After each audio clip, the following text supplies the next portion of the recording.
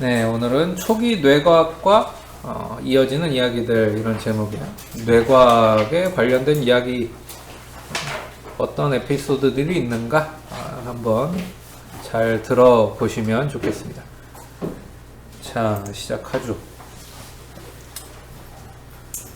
뇌과학은 심리학의 한 분야 중에서도 아주 최근에 시작된 분야입니다. 뭐 가장 최근이다라고 말해도 뭐 과언이 아니죠. 실제로 가장 최근이니까. 그동안에는 뭐 예를 들면 1800년대, 1900년대에도 심리학 또는 뭐 심리학이라고 부를 수 있는 어떤 학문들은 있었지만 뇌를 직접 연구하는 학문은 하기가 어려웠어요. 왜냐면은 뇌를 연구하려면은 뇌를 뜯어봐야 되는 수밖에 없다고 여겼거든. 근데 뇌를 맘대로 뜯어볼 수가 없잖아. 그래서 연구를 못했던 거예요. 하고 싶어도. 우리 뇌를 좀 알고 싶다라고 했을 때 뭐 연구할 수 있는 수단은 정말 뭐 주인 없는 시체? 그런 정도였죠. 뇌과학을 연구할 수가 없었어. 그런데 현대사회에서 기술이 발전하면서 뇌파를 찍을 수 있는 장비도 생기고 fMRI라고 하는 진짜 놀라운 장비, 우리 뇌의 활성화, 비활성화 패턴을 파악할 수 있는 그 장비가 생기면서 어떻게 보면 뇌를 열어보는, 뇌를 절개하는 수술을 하지 않아도 뇌에 대해서 연구할 수 있는 시대가 열린 거죠. 그러면서 뇌과학이 본격적으로 발전했습니다. 그게 이제 1980년대 이후부터 발전한 거예요. 1980년대. 그러니까 사실 1980년이라고 치더라도 아직 50년도 채 안 된 거지. 근데 50년도 채 안 되는 동안에 여러 가지 이제 발견들이 있었지만 우리가 분명히 알아야 되는 거는 뇌과학은 사실은 이제 시작한 학문이다. 지금 뭔가 많이 발견된 것 같지만 사실 앞으로 알아가야 될 게 더 많다. 그리고 우리가 그동안 이 40년 동안에도 우리 뇌에 대해서 초기에 밝혀졌던, 또 우리가 상식적으로 알고 있던 것들이 많이 뒤집어졌다. 그러니까 뇌에 대한 이해가 그만큼 부족했다는 얘기고, 그 이해가 높아져 갈수록 우리는 아마 새로운 사실들을 계속 접하게 될 거야. 그래서 지금 알려진 사실들도 사실 언제 또 뒤집어질지 몰라. 보통 한 100년, 200년 정도는 그 학문에서 자료가 축적되고 난 다음에야 이제 뭔가 명확한 것들이 나오는데 아직 100년도 안 됐거든. 40년밖에 안 됐어. 아주 어린아이 수준이야. 걸음마 수준이야. 청소년기에 이르렀다고도 볼 수 없어요. 그냥 애기야 아직. 뇌과학은.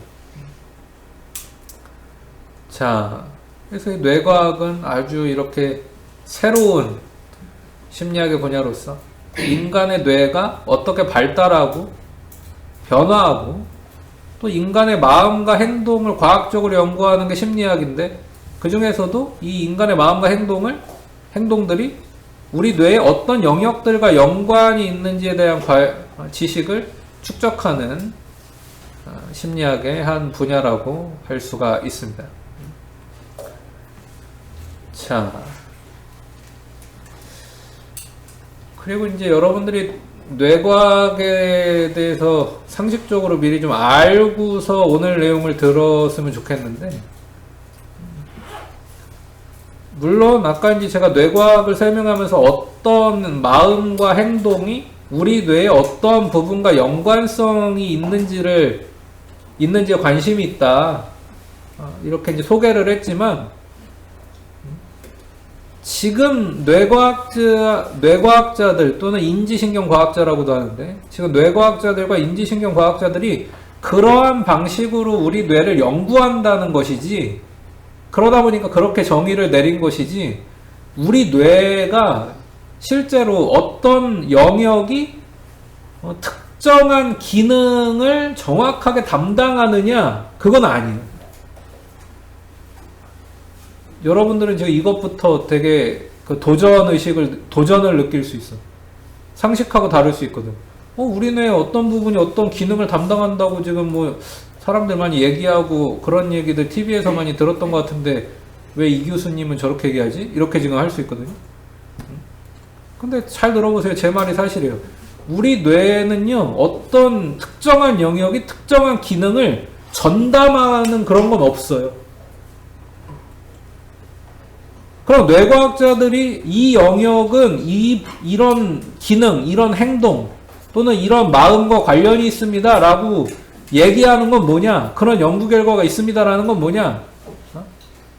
사실 다른 수많은 영역들도 관여를 하는데 그 중에서도 이 영역이 좀 더 비중 있게 어떤 역할을 하는 것 같습니다 정도예요. 이해돼요? 예를 들면 우리 뇌에 해마라는 부분이 있어요. 해마라는 부분이 기억의 중추입니다 라고 얘기합니다. 근데 우리가 잘 모르고서 이해를 하게 되면은 해마가 기억의 중추라고 하니까는 해마만 기억을 담당한다고 생각한다고. 그게 아니야, 그건. 해마만 기억을 담당하고 그런 건 없어요. 지금까지 알려진 걸로 봤을 때 해마가 우리 인간의 기억을 형성하고 그 기억을 끄집어내는 것에 상대적으로 좀 많은 비중을 차지하는 것 같다라는 거죠. 예를 들면 뭐 후두엽이 시각과 관련된 정보 처리를 한다. 요 뒤에 뒷머리 후두엽이라고 하거든. 근데 그러면은 후두엽만 시각과 관련된 정보 처리를 하는 건가? 그 오해야. 그동안에 밝혀진 바를 토대로 지금까지죠. 아주 몇 년 안 되는 40년이라는 기간 동안 밝혀진 바로 미루어 짐작할 때 후두엽이 시각적 자극들에 대한 정보 처리를 다른 뇌 영역들에 비해서 좀 더 비중 있게 다루는 것 같다는 것이지 후두엽만 시각 정보를 처리하는 건 아니에요. 그리고 사실 우리 뇌에 많은 영역들이 어떻게 되어 있냐면은 특정 영역이 특정한 기능을 담당하는 게 아니고 또는 특정한 영역, 특정한 세포 하나에 어떤 기억이 담겨 있거나 그런 게 아니고 어떤 A라는 뇌세포는 굉장히 활성화되고 B라는 뇌세포는 좀 덜 활성화되고 C라는 뇌세포는 좀 더 활성화되고 마치 그 음악에서 음악의 멜로디가 출렁출렁 하는 것처럼 또 다른 어떤 E라는 뇌세포 또는 뭐 뉴런이라고도 할 수 있습니다. 이런 다른 뉴런은 뭐 더 많이 활성화되고 이런 걸 조금 고급스러운 용어로 활성화, 비활성화 패턴이라고 하는 거거든. 우리 뇌의 뉴런들의 이 활성화, 비활성화 패턴으로 어떤 행동을 저장합니다. 또 어떤 지식을 저장해요. 또 우리의 마음의 어떤 성격도 저장하고 다른 사람에 대한 정보도 이런 활성화, 비활성화 패턴으로 저장하고 어떤 과학에 대한 지식도 이런 활성화, 비활성화 패턴으로 저장하고 수학 공식에 대한 지식도 이런 활성화, 비활성화 패턴으로 저장하고 영어라는 외국어에 대한 지식도 이런 활성화, 비활성화 패턴으로 저장을 해요. 지금 여러분의 뇌 속에 이구키가 이제 좀 기억이 돼 있을 겁니다. 이구키에 대한 지식이 좀 들어갔을 거예요. 그런데 그러면 그 지식이 들어간 게 이구키라는 사람을 대표하는 뇌세포 하나가 생긴 거냐? 그게 아니고 이구키라는 사람에 대한 정말 수많은 뉴런들의 활성화, 비활성화 패턴이 하나 만들어진 거죠. 여러분들은 다 그렇게 저장하고 있는 거예요, 지금. 활성화, 비활성화 패턴. 그럼 여기서 문제. 우리 뇌에 뉴런의 개수가 1000억 개가 있습니다. 그리고 이 뉴런과 뉴런을 연결하는 거를 시냅스라고 하는데 이 시냅스 연결이 100조 개가 있어요. 그러면은 1000억 개의 뉴런과 100조 개의 시냅스 연결을 통해서 만들어낼 수 있는 우리 뇌의 활성화, 비활성화 패턴은 몇 개일까요? 뭘 몇 개야 무한대지. 무한대야. 그 얘기는 뭔지 아세요? 인간의 뇌가 지식을 저장할 수 있는 용량이 무한대란 얘기예요. 이 조그만 1.2kg 밖에 안 되는 뇌 안에 무한대로 지식을 저장할 수 있다는 얘기예요. 근데 여러분들은 이것도 여러분 상식하고 안 맞을 수 있지. 여러분은 여러분 뇌에 어떤 한계가 있다고 들어왔을지도 몰라. 인간의 뇌는 한계가 있다. 근데 인간의 뇌는 한계가 없어요. 여러분이 배우고자만 한다면은 죽을 때까지 지식을 쌓아나가고 배우고 죽다가 죽을 수 있다니까. 무한대라니까. 여러분 네이버 같은 회사 또는 구글 같은 회사가 수많은 데이터베이스를 저장하기 위해서 서버실을 구축해야 되죠. 그 서버실의 크기가 이 창조고 요 학교만 할 겁니다. 정말 수많은 데이터를 처리해야 되기 때문에 이렇게 큰 서버실이 필요한 거예요. 물론 이제 반도체 기술이 발전하면은 더 적은 공간에 더 많은 용량을 저장할 수 있게 되겠지. 근데 그만큼 또 저장해야 되는 데이터도 늘어날 테니까. 유튜브에 하루에 쌓이는 데이터가 뭐 기가바이트 단위로도 측정할 수가 없잖아요. 무슨 뭐 페타바이트 뭐 이런 단위를 어마어마한 단위를 써야 되거든. 근데 여러분의 뇌는 아주 작은 요 1.2kg의 작은 부피예요. 근데 요 작은 생물학적인 뇌 안에 구글 서버보다도 사실 네이버 서버보다도 많은 양의 무한대의 지식을 집어넣을 수 있다니까? 여러분이 공부를 열심히 한다면. 난 그런 의미에서 여러분들을 이렇게 정의하고 싶어. 여러분들은 다 천재야. 공부를 안 해서 그렇지. 공부를 안 해서 그렇지.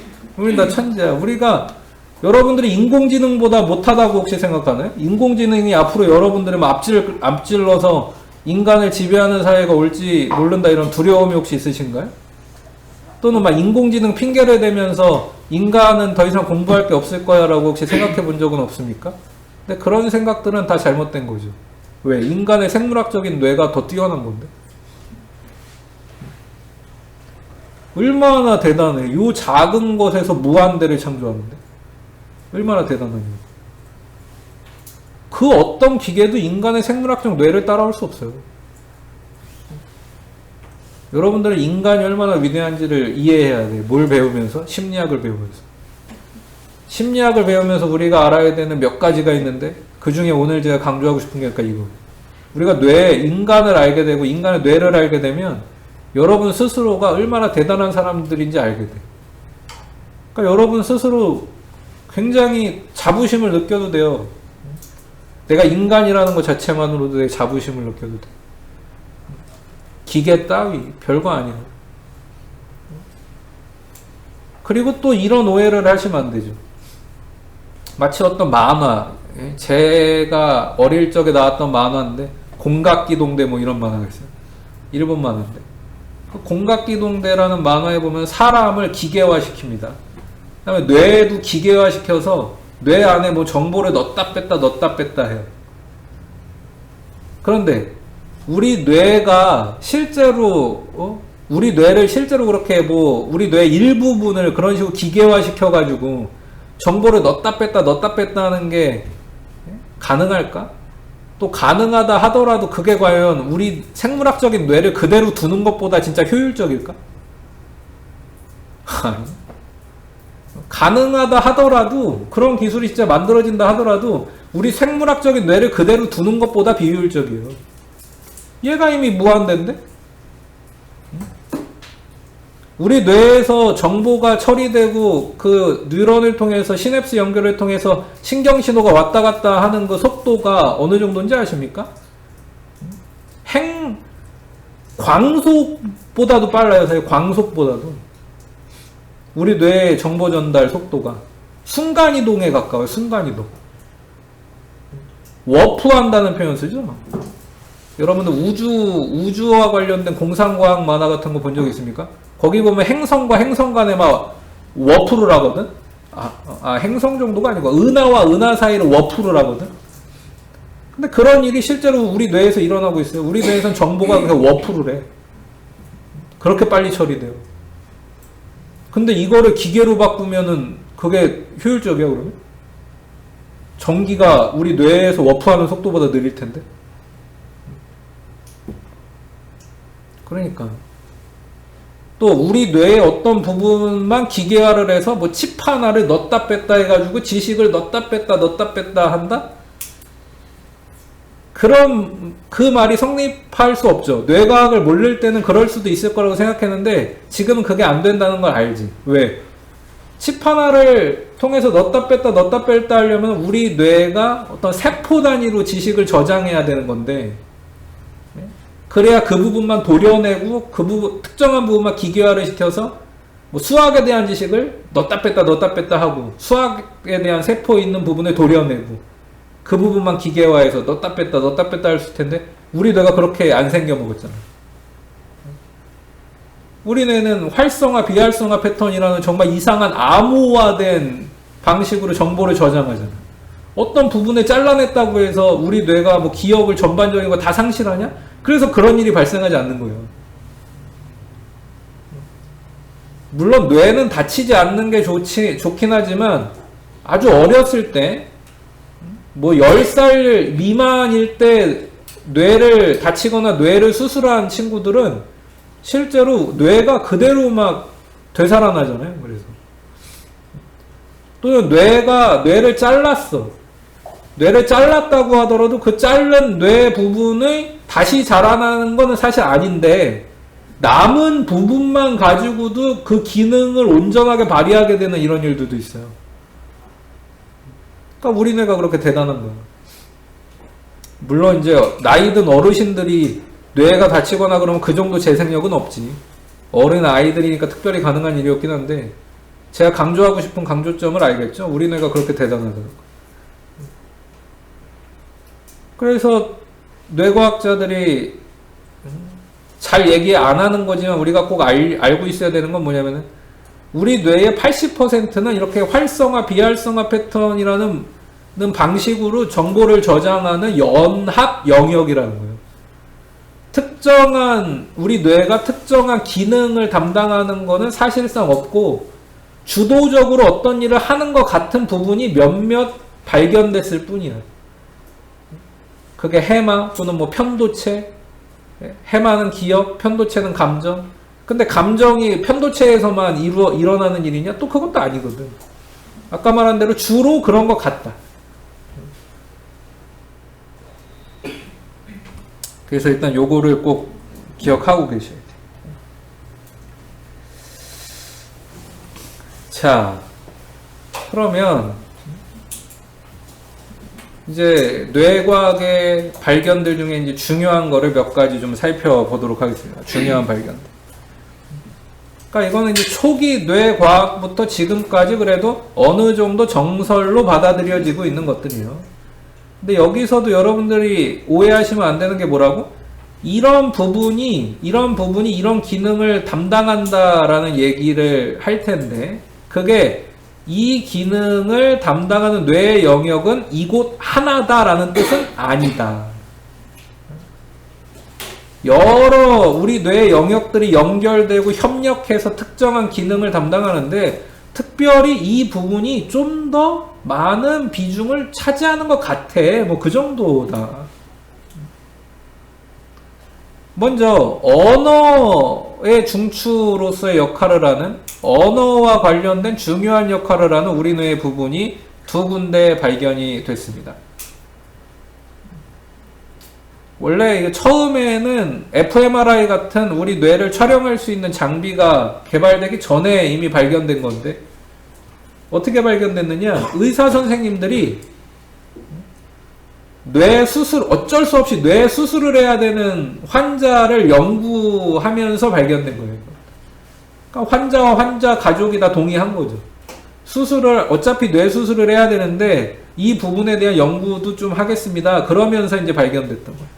그리고 나중에 fMRI라는 장비가 생기고 나서 그 장비를 통해서 다시 확인한 거죠. 먼저는 폴 브로카라는 의사 선생님이 브로카 영역이라는 곳을 발견했어요. 지금 이 그림에 표시가 되어 있죠. 이 부분은 뭐에 관련된 부분이냐? 발음과 언어적인 표현에 관여해요. 그럼 이걸 어떻게 알았느냐? 발음과 언어 표현에 문제가 있어서, 그러니까 뇌가 다친 후에 발음과 표현에 문제가 있어서 뇌 수술을 해봤더니 이 부분이 손상된 걸 확인한 거예요. 실제로. 그래서 이 발음과 표현에서 문제가 있는 이 사람의 뇌를 열어봤더니 이 부분에 문제가 있으니까 이 부분이, 이 브로카 영역이 발음과 표현에 관련된 영역인가 보다라고 이제 추론을 한 거죠. 그리고 비슷한 시기에 베르니게라는 의사 선생님은 말 그대로 이 의사 선생님의 이름을 따서 베르니게 영역을 확인했는데 언어적인 이해도가 너무 떨어져. 또 그 사람이 하는 말도 뭐 이해할 수 있는 말을 하지 못해. 다른 사람 말도 이해를 못하고 자기가 하는 말이 누군가를 이해시킬 수 있는 말이 아니야. 아무 말 대잔치야. 그래서 이렇게 뇌손상 환자 중에 아무 말 대잔치라는 사람의 뇌를 열어서 확인해 봤더니 요 베르니게 영역이라는 요 부분에 손상이 있었던 거죠. 예를 들어 볼게요. 브로카 영역에 문제가 있는 사람들은 발음과 표현에 어려움을 겪는다 그랬잖아요. 그래서 말 한마디 하는 게 너무 힘들어. 말 한마디 하는 게. 인터뷰하는 게 거의 불가능해요. 이해력은 문제가 없습니다. 베르니게 영역은 온전하니까. 브로카 영역만 문제가 생긴 거예요. 발음과 표현만. 그래서 질문을 하면 그 질문의 의도를 다 알아들어요. 그리고 써보라고 하면 쓸 수는 있어 또. 근데 말을 못해. 지금 여기 E라는 사람이 이제 인터뷰하는 사람이고 P가 이 브로카 영역이 손상된 브로카 실어증 환자인데 질문을 했어요. 해양경비대에 근무하셨나요? 그러면 우리는 뭐 보통 제가 해양경비대에 몇 년 동안 근무했습니다. 이렇게 쉽게 툭 나와야 되는데 그 말이 안 나오는 거야.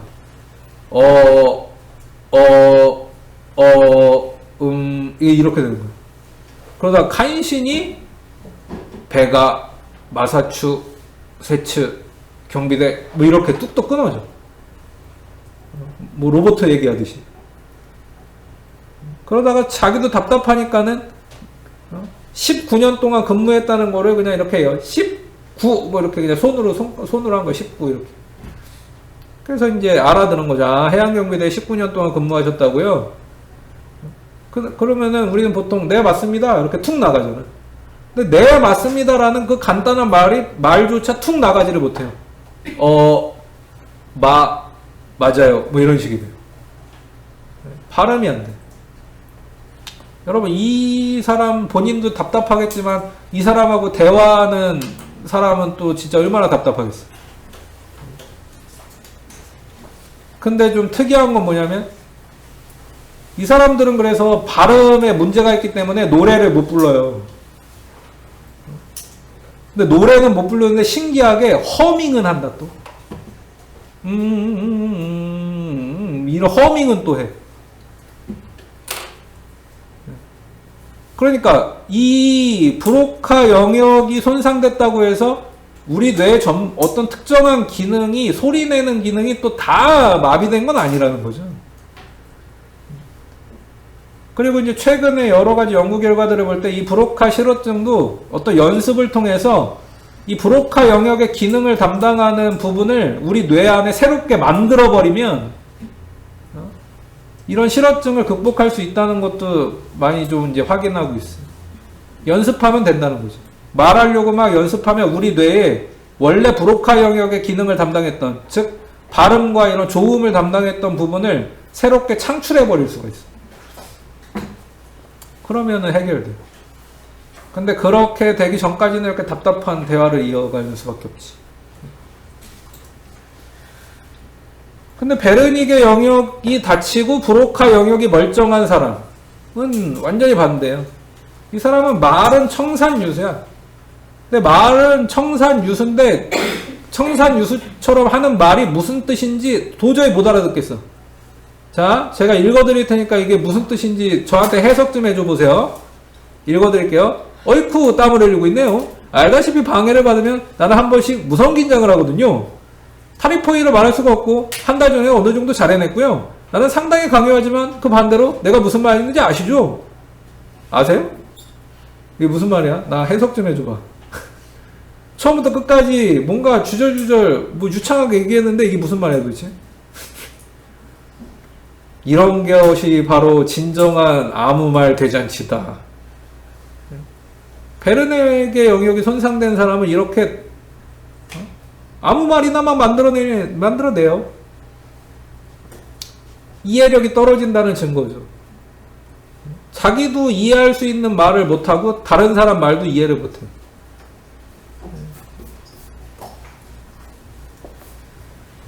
그리고 여기 심지어 뭐 타리포이, 그 제일 밑에 트랩인 이런 말은 세상에 존재하지 않은 단어입니다.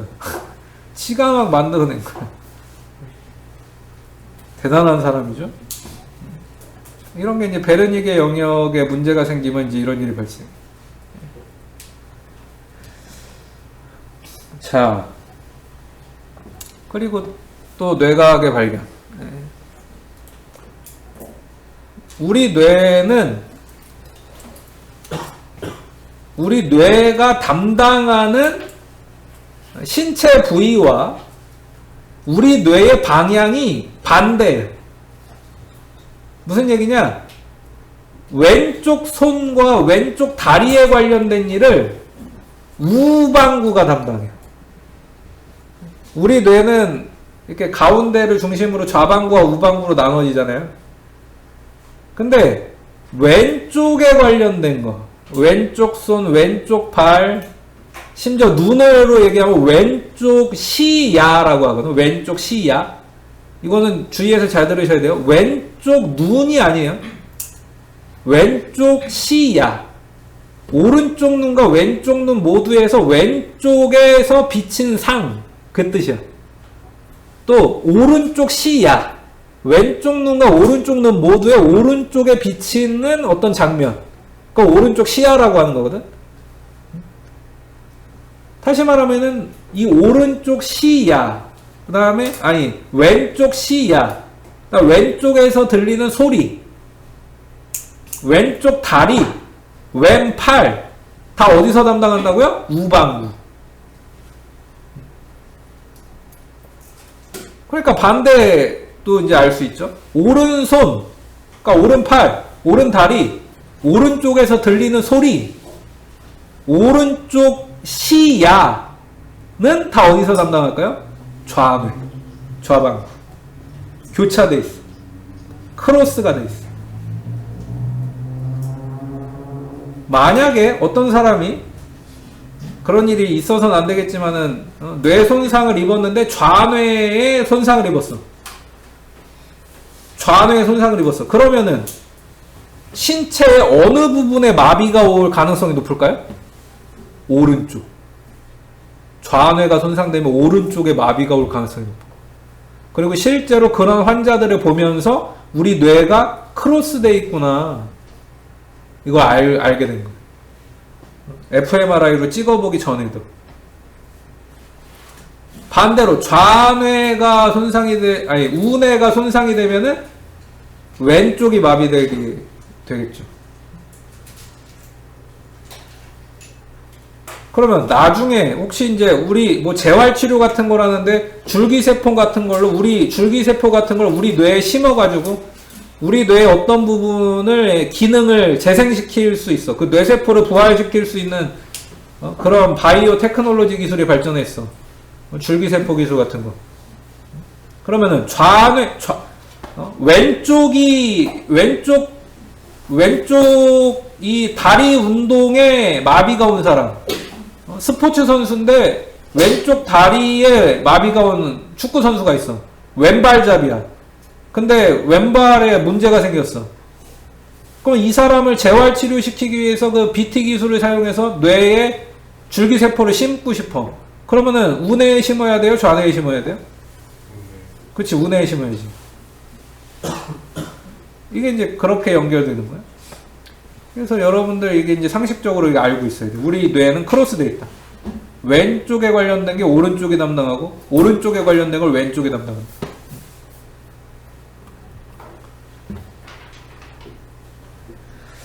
그리고 또 중요한 발견이 바로 전두엽의 역할이죠.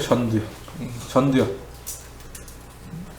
전두엽의 역할이 자기 통제다, 계획 세우기다, 어떤 도덕성이다, 자기 관리다.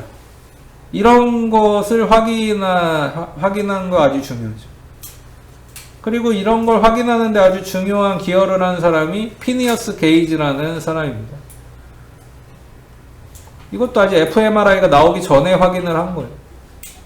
이 전두엽에 손상을 입은 다음에 뭔가가 달라진 걸 관찰한 거지. 이 사람은 원래 철도 노동자였는데, 당시에는 이제 철도 노동자들이 이 철로를 뭐 관리하는 것뿐만 아니라 기차가 갈 길을 뭐 뚫고 그런 공사를 하는 것도 있어요. 그래서 이제 어느 날 이제 터널을 뚫어야 돼요. 터널을 뚫을 때 다이너마이트를 설치해서 폭발을 시켜야 되는데, 다이너마이트 그 화약 통 같은 거를 옮기고 그 화약을 좀 다듬는 과정에서 쇠꼬챙이로 그 화약을 이렇게 다듬는 거예요. 쇠꼬챙이로 화약을 이렇게 꾹꾹 위에 눌러서 잘 폭발하게 이렇게 하고 있었는데, 좀 이거는 진짜 좀 재수가 없었던 거지. 이렇게 꾹꾹 이렇게 화약을 누르는데 그 쇠꼬챙이에서 마찰 같은 게 좀 심하게 생기는 바람에 불꽃이 튀었네. 그래갖고 꾹꾹 누르고 있던 화약이 터져버렸어. 그리고 쇠꼬챙이를 이렇게 짚고서 고개는 이렇게 숙이고 있었는데, 폭발하면서 쇠꼬챙이가 지금 요 해골 보는 그 모양대로 관통해버렸어요. 그래서 뭐 한쪽 눈도 실명이 되고, 나중에는 양쪽 눈 다 실명이 되고, 전두엽이 파괴가 됐죠. 근데 그 다음에 이 사람이 좀 이상해지는 거예요. 원래는 진짜 성실하고 부지런하고 뭐 욕 같은 건 입에 달고 담지도 않는 사람이고, 가정도 있었고 아내도 있었는데 자기 아내한테도 그렇게 친절하고 배려심 있고, 이웃들하고도 아주 좋은 관계로 지내고, 직장 동료들하고도 그렇게 잘 지내던 사람이 욕쟁이가 되네. 그리고 아내를 막 함부로 대하고 막대하네. 그리고 막 거짓말도 막 하고, 자기 통제가 안 되고, 불성실하고, 계획도 잘 세우지 않고. 그러니까 한마디로 철도 이 공무원으로 일할 수가 없게 될 만큼 그렇게 막 사회성에 문제가 생기는 거죠. 그리고 이제 얼마 뒤에 이 사람이 이제 죽는데, 47살 정도 이제 죽어요. 근데 37살이 죽는데, 하여튼 죽을 때까지 좀 이렇게 성격이 계속 안 좋은 쪽으로 변했어. 근데 그거를 연구하면서 알게 된 거죠. 아, 전두엽이 그런 자기 통제, 또 막 충동적으로 화내고 욕하고 분노하고 짜증내고 그런 걸 약간 억제하는 충동 조절 능력, 또 계획을 세우는 능력, 욕하고 싶은 것도 좀 참을 수 있는 인내심, 끈기, 이런 걸 담당하는 부분이 전두엽이구나. 이제 알게 된 겁니다.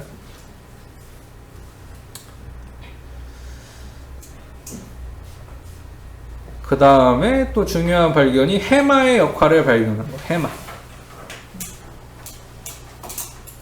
혹시 잊어버렸을까봐 다시 강조합니다. 어떤 부분이 그 영역을 전담한다는 얘기가 아니에요.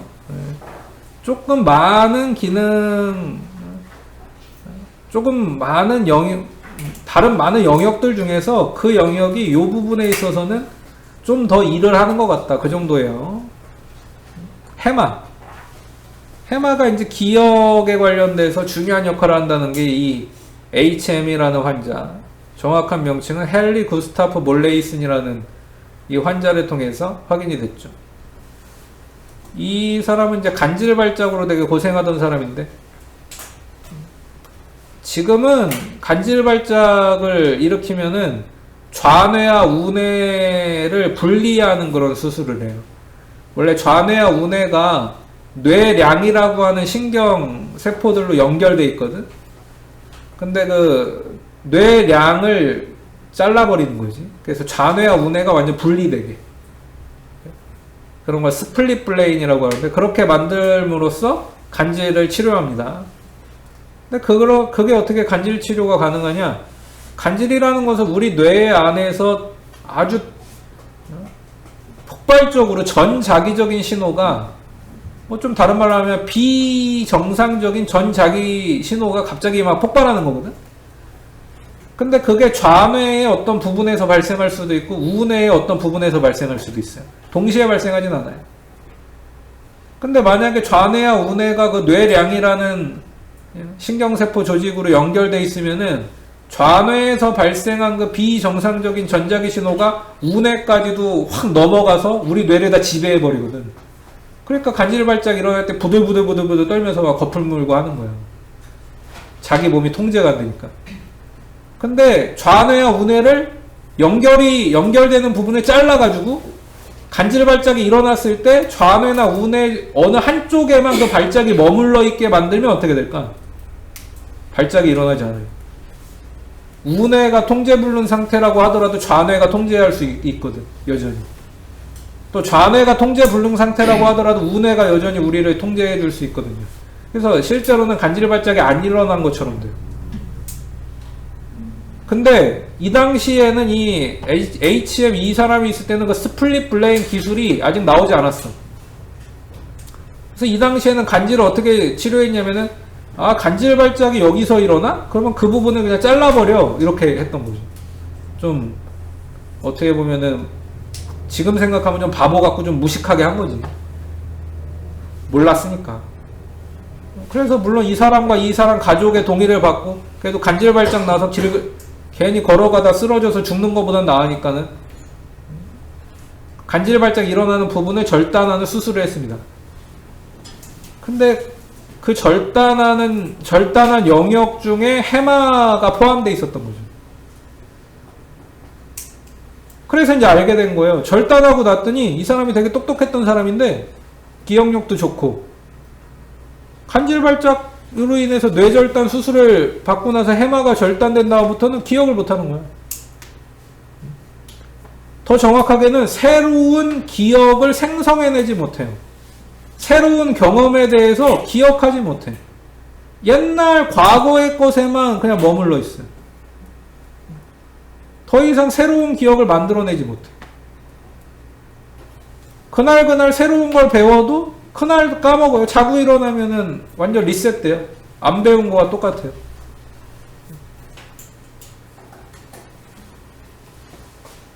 그래서 이 사람을 모티브로 잡고서 영화도 심지어 하나 나왔으니, 그게 첫 키스만 50번째라는 영화인데, 여기는 이제 여자 주인공이 이 해마에 문제가 있는 교통사고가 나가지고 이 해마가 손상된 사람으로 나와요. 그래서 이 여성이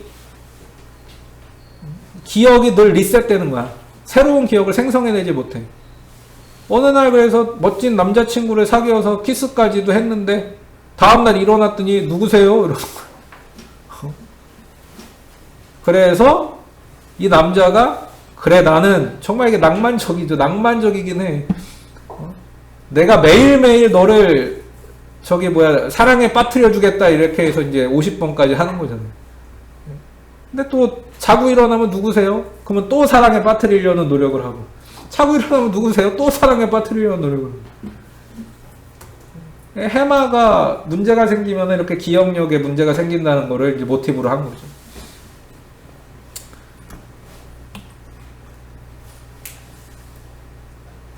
그리고 아까 그 이제 스플릿 블레인, 간질 발작 환자들은 요즘에는 이렇게 좌뇌와 우뇌를 분리하는 수술을 해서 분할뇌를 만듭니다. 분할뇌. 이렇게 분할뇌를 만들다 보니까는 재밌는 일이, 예상하지 못했던 재밌는 일이 하나 발견됐는데, 어떤 사람한테 왼손으로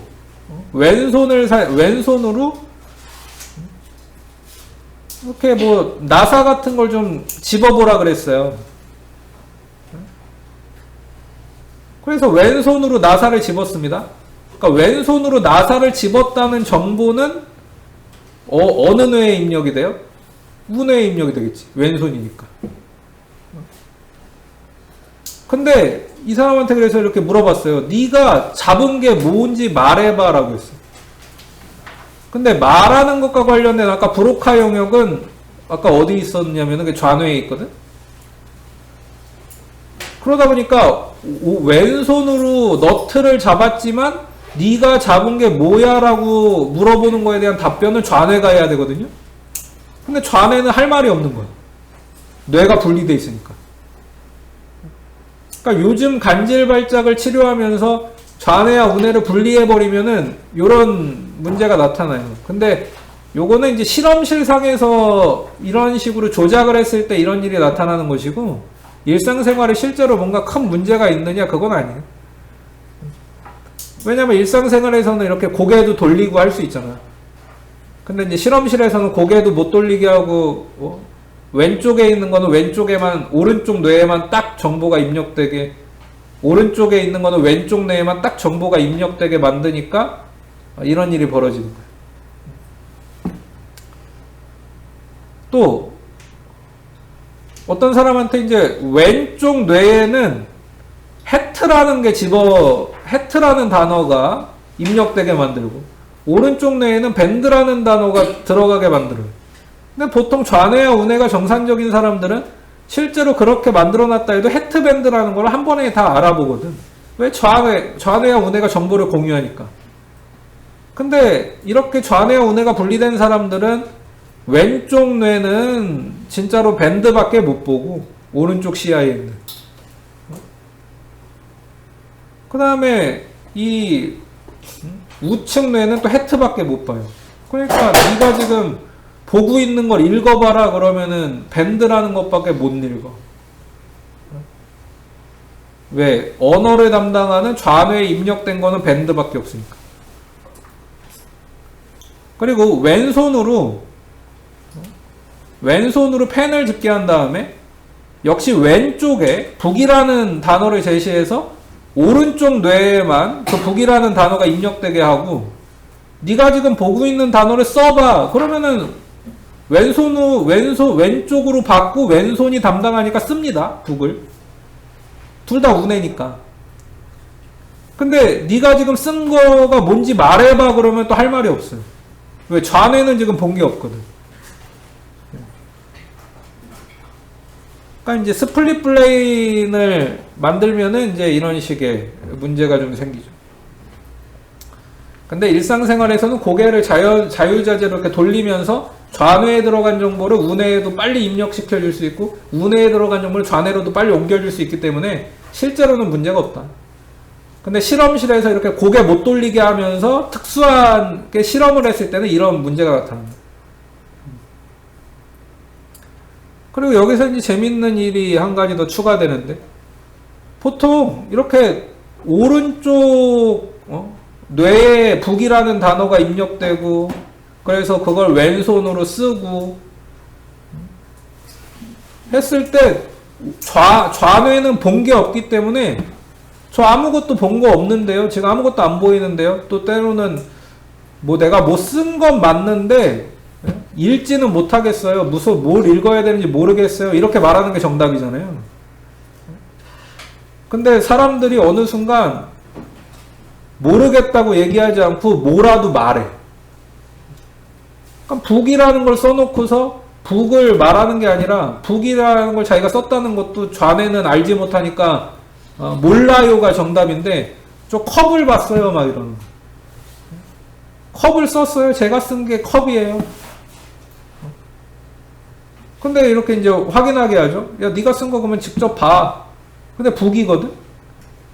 그래서 이제 또 물어봅니다. 너 이거 북인데 왜 컵이라 그랬어? 그러면은 그냥 죄송합니다, 잘 모르고 그랬습니다, 이렇게 또 하면 되잖아요. 근데 그 소리를 절대 하지 않지. 아까 전에 실험실 여기 문 앞에 들어올 때 머그컵이 하나 있던 게 생각이 났어요. 그래서 컵이라고 말했어요. 근데 여기서 재밌는 사실은 뭔지 알아? 그 실험실 들어올 때 머그컵이 없었어. 지어낸 거야. 그러니까 이 발견을 통해서 우리가 뭘 알게 됐냐면은, 우리 뇌가 이야기를 잘 지어내는구나.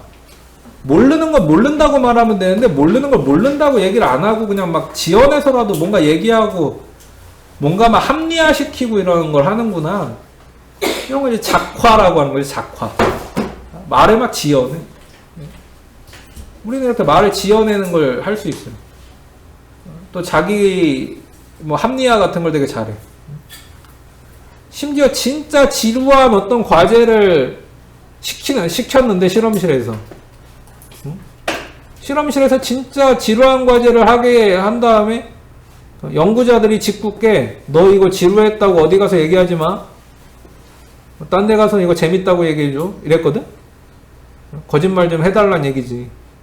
그리고 그 거짓말하는 대가로 1달러를 줬어요. 1달러. 그러니까 1,000원을 줬어. 근데 여러분 생각해봐. 1,000원 받고서 내가 거짓말을 해? 그게 머릿속으로 잘 이해가 돼요? 야, 내가 돈 1,000원 받고 이런 거짓말을 해? 이게 잘 이해가 안 되거든? 그러니까 이 뇌에서 어떤 일을 벌이냐? 나는 이거 1,000원 받고서 거짓말하는 게 아니야. 나는 이거 진짜 재밌었어. 이렇게 거짓말하는 거야, 우리 뇌가. 스토리를 다시 짜. 내가 이거 1,000원 받고 난 거짓말하는 게 아니야. 내가 쟤한테 가서 야, 이 실험 생각보다 재밌어 라고 얘기하는 것은 난 진짜 생각보다 재밌어서 그렇게 얘기하는 거야. 이렇게 합리화를 시켜버린 거야. 이런 게 이제 레온 페스팅어라는 사회심리학자가 발견한 인지 부조화 이론이라는 거죠. 내가 지금 대가로 받은 거가 내가 거짓말하는 할 만큼의 대가가 아닌 것 같잖아. 네. 그러니까 그냥 그 부조화를 우리 뇌에서 새로운 해석으로 해결해버려. 나는 이거 진짜 재밌었던 거라고 그냥 재해석을 해버려. 이게 인지 부조화예요. 여러분들도 그럴 수 있다니까. 어떤 선생님 이국희 강의가 너무 힘들었어. 근데 이국희가 이렇게 얘기했어. 어디 가서 재밌다고 얘기해. 이렇게. 그래서 1,000원을 줬어. 근데 1,000원이 내가 어디 가서 거짓말하는 대가로 정말 말도 안 되는 돈이야. 요즘에 1,000원으로 뭐 할 수 있는 것도 없어. 그러니까 여러분은 이렇게 합리화할 수 있는 거죠. 나는 이거 돈 1,000원 받자고 내가 재밌다고 말하는 거 아니야. 나는 이국희가 진짜 재밌었으니까 재밌다고 얘기하는 거야. 이렇게 합리화 시켜버릴 수 있다는 거지.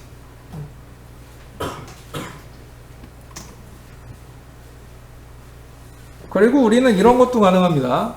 어떤 일이 발생하기 전에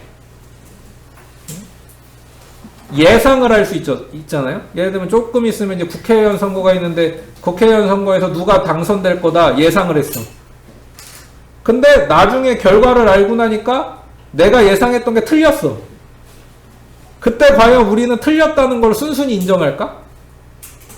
아니. 절대 인정하지 않아. 나는 그 사람이 될 줄 알고 있었어. 이렇게 하지. 나는 걔가 될 줄 알았어. 이렇게 하지. 이게 바로 후견 지명 효과 또는 후견 편향 효과라고 하는 거예요. 결과를 알고 난 다음에 내가 원래부터 그 결과를 예측했던 것처럼 착각하는 거죠. 특히 뭐 연예인들에 대한 뉴스 같은 거 봤을 때 그런 거 많거든. 심지어 송중기하고 송혜교가 결혼했을 때 쟤들 계속 너무 잘 살 것 같아, 너무 잘 어울려라고 했던 사람이 그 똑같은 사람이야. 너무 잘 어울려, 쟤 오래도록 쟤네는 잘 살 거야, 너무 아름다운 커플이다 이랬던 사람이 걔네가 이혼했을 때 뭐라고 얘기하는지 알아요? 난 그럴 줄 알았어. 내가 그랬잖아, 걔네 헤어질 거라고. 언제 그랬어 자기가? 잘 살 거라고 그랬지. 그런 거예요. 이런 게 후견 편향 효과. 근데 이것도 다 우리 뇌가 그런 작화를 하는 겁니다. 이야기를 지어내. 그래서 어떤 학자들은 우리 뇌를 이야기 뇌라고도 불러요. 이야기 뇌. 이야기를 이렇게 잘 지어내가지고. 그리고 그 이야기를 잘 지어내는 그런 효과가 아까 그 스플릿 브레인 환자들, 간질 치료받은 환자들 연구하다가 그렇게 알아냈어요.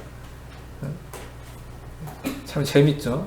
간질 환자들 치료해 주려고 분할뇌 만들었는데 예상치 않게 우리 뇌가 이야기를 지어낸다는 걸 알아냈으니 그런 거예요. 연구를 하는 게. 과학의 세계가 그래요. 이렇게 우연히 발견하는 게 되는 것들도 그래서 많아요. 자, 그래서 오늘은 이렇게 우리 뇌에 대해서 좀 이해하는 시간을 가져봤습니다. 네, 오늘 수업 이렇게 마치도록 할게요.